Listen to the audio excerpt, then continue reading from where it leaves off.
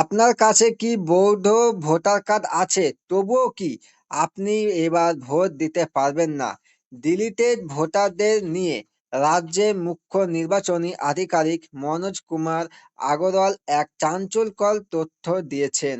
আপনার নাম যদি ভোটার তালিকায় ডিলিটেড হিসেবে থাকে, তবে বুথে ঢোকার অনুমতি মিলবে কিনা তা জানতে ভিডিওটি শেষ পর্যন্ত দেখুন। নমস্কার বন্ধুরা, আপনাদের সবাইকে স্বাগত জানাই কাশিদ অনলাইন হেল্প চ্যানেলে। বিধানসভা নির্বাচনের আর মাত্র হাতে গোনা কয়েকদিন বাকি। বিশেষ করে মুর্শিদাবাদ বিভিন্ন জেলায় রেকর্ড সংখ্যক নাম বাদ যাওয়ায় সাধারণ মানুষের মধ্যে চরম উদ্বেগ তৈরি হয়েছে। এই পরিস্থিতিতে ডিলিটেড ভোটারদের ভবিষ্যৎ কি এবং নির্বাচন কমিশন কোন দুটি নতুন নিয়মের কথা জানালো, তা নিয়ে আজকের এই বিশেষ ভিডিওটি। তাই ভিডিওটি তোমরা শুরু থেকে শেষ পর্যন্ত দেখুন। তোমরা যদি আমার চ্যানেলে নতুন হয়ে থাকো, চ্যানেলটিকে সাবস্ক্রাইব করে পাশে থাকা বেল আইকনটি অন করে দিবেন।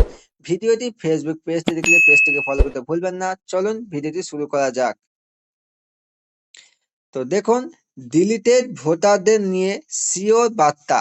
রাজ্যের মুখ্য নির্বাচনী আধিকারিক মনোজ কুমার আগরওয়াল স্পষ্ট জানিয়ে দিয়েছেন যে যাদের নাম চূড়ান্ত ভোটার তালিকায় ডিলিটেড হিসেবে চিহ্নিত করা হয়েছে, তারা কোনোভাবেই আগামী নির্বাচনে ভোট দিতে পারবেন না। আপনার যদি বৈধ ভোটার আইডি কার্ডও থাকে কিন্তু তালিকায় নাম না থাকে, তবে প্রিসাইডিং অফিসার আপনাকে বুথে প্রবেশের অনুমতি দেবেন না। বিএলওদের রিপোর্টে ভিত্তিতে মৃত, স্থানান্তরিত এবং ভুয়ো ভোটারদের নাম পুরোপুরি বাতিল করা হয়েছে স্বচ্ছ নির্বাচন নিশ্চিত করার জন্য। এবার দেখুন, নির্বাচন কমিশনের ঘোষিত সেই কোন দুটি নিয়ম। ভোটের দিন কোনো অপ্রীতিকর পরিস্থিতি এড়াতে কমিশন দুটি গুরুত্বপূর্ণ পরামর্শ বা নিয়ম ঘোষণা করেছেন। প্রথমটি হচ্ছে নাম সক্রিয় কিনা পরীক্ষা করা। বুথে যাওয়ার আগে প্রত্যেক ভোটারকে অবশ্যই কমিশনের ওয়েবসাইট বা মোবাইল অ্যাপের মাধ্যমে চেক করে নিতে হবে যে তার নাম অ্যাক্টিভ আছে কিনা। তালিকায় নাম না থাকলে ভোট কেন্দ্রে গিয়ে কোনো লাভ হবে না। দুই হচ্ছে বিকল্প পরিচয়পত্রের ব্যবহার। যদি তালিকায় আপনার নাম থাকে কিন্তু আপনার কাছে ভোটার কার্ড না থাকে, হয়তো হারিয়ে গেছে বা নতুনদের ক্ষেত্রে কার্ড পৌঁছায়নি, তবে আপনি আধার কার্ড বা প্যান কার্ড সহ কমিশনের অনুমোদিত 12টি বিকল্প পরিচয়পত্রের যে কোনো একটি দেখিয়ে ভোট দিতে পারবেন। এবার দেখুন, ভবিষ্যতে নাম তোলার সুযোগ।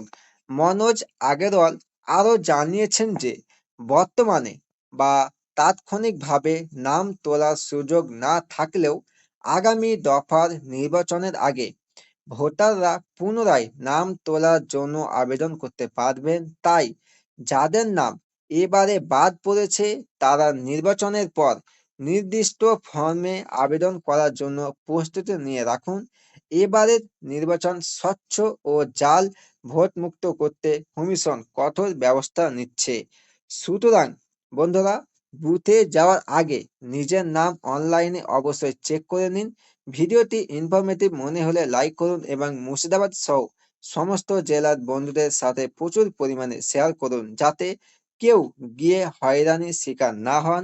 ভোটার তালিকা ও সরকারি সব খবর সঠিক আপডেট পেতে আমাদের চ্যানেলটি সাবস্ক্রাইব করে পাশে থাকুন।